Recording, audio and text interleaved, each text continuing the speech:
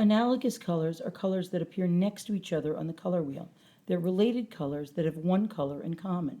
So red, red-orange, orange, yellow-orange, and yellow, those are analogous colors.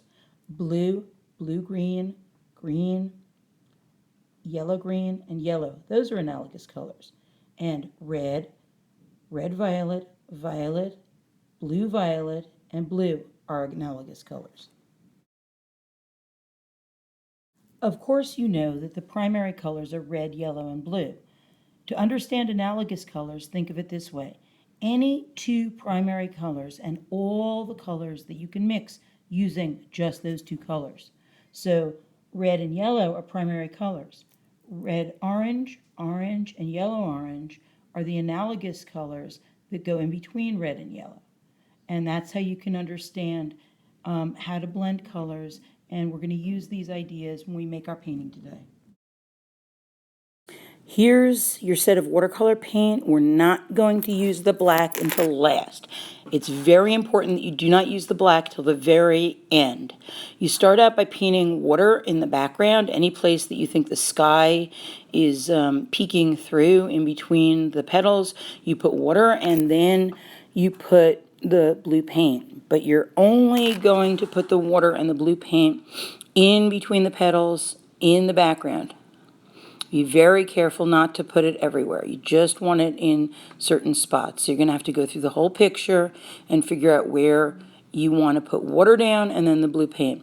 And when you put the details of the flower down, it's important to think about colors in terms of color families. So the color family that this flower is going to be made of is red, red-orange, orange, yellow-orange, and yellow. Okay, so it's any color that you can mix using red and yellow. So what I'm doing is I'm mixing those colors in the mixing tray, and I'm starting with the very darkest color, and I'm putting the lines in, and then I'm putting washes of the lighter color on top. So I have the lines in red, and then I'm putting water down on top of the red. It's sort of spreading the red out, and then I'm putting red, orange, orange, and yellow orange on top of it. Or I'm putting water on top of it, but I'm doing it one petal at a time. So each petal gets painted separately. And as it dries, you can go back in and add more detail. Now, I know it's very tempting to want to outline everything in black, but instead of outlining stuff in black, you're going to outline stuff using the color, the darkest color in that color family. So when you trace around the edges of the petals, you're going to use the red and not black or brown. The next color family you're going to be playing around with is the one with the reds and the blues. So I'm outlining all the details of the butterfly's wing using blue, and then each little section I'm adding water to. So I'm not adding water to the entire butterfly wing. I'm doing it section by section, just like I did the petals on the flower, petal by petal. So each separate section I'm outlining and then putting water inside, and then I'm playing around with using blue and red and mixing purple. Inside the butterfly's body, I decided I was going to mix red and white and make pink. And I'm outlining the antenna using red.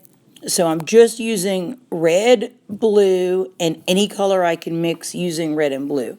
So that would be violet, blue violet, red violet, and I'm also adding white so I can get pink as well. But notice I'm doing this even though the real butterfly I was copying from had black in it. You'll get to add black later, but please don't add it yet. It will mess up your entire picture because when the black gets wet, it spreads everywhere and it's very difficult to control. So you do want to add black at the very, very end after your picture's dry, not before. So I'm just going through the butterfly's wing. I'm playing around with red, I'm playing around with blue, I'm playing around with white, I'm just blending the colors back and forth using water. If I put too much water on, all I have to do is dry the brush on the newspaper and then put the brush on the color and it'll soak up the extra color. If you get like this big drippy puddle and you don't want it there, just wipe the brush on the newspaper, put it in the puddle, and it'll soak right into the brush. So that's one nice trick for controlling your paint. Now this next butterfly I'm actually going to do also in red and yellow, but I've decided I'm also going to include white just to add a little variety. What I don't want is it to be the exact same color as the flower in back of it. So I've decided to make it a little lighter by adding white to this butterfly. So I'm still using the red, I'm still using the orange and the yellow, but I'm outlining it with the darkest color. But when I add color to it, I'm actually adding some white to it as well to give it a lighter kind of more of a pastel feel. And that's going to make it look a little different from the flower in back of it. I don't want the flower and the butterfly to be the exact same color. Now again, later on, you're going to be outlining it using black in the end. At this point, this is what my picture looks like, and I think many people will be contented to stop here and think it looks fine, but my original butterflies did have some black in them, and I am going to add some black right now. When adding the black, make sure your brush is nice and wet and roll the paint in the black paint. Make sure that the brush has a nice fine tip to it. And if you're not sure you're going to get a good smooth line, make a couple of practice brush strokes in your newspaper to make sure you have a nice fine thin line. If you find that you're getting these wide, dry, ugly, scratchy lines, dip the point of your brush in water, not to wash it, but just to bring the bristles back together into a nice point.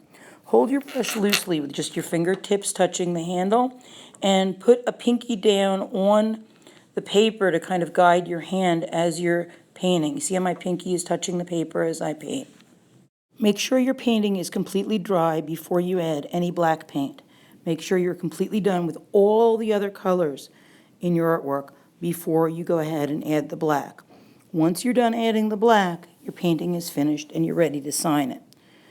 If you try and add any other colors after you're done adding the black, you do run the risk that the black will get wet and spread out into parts of your picture that you don't want it to be.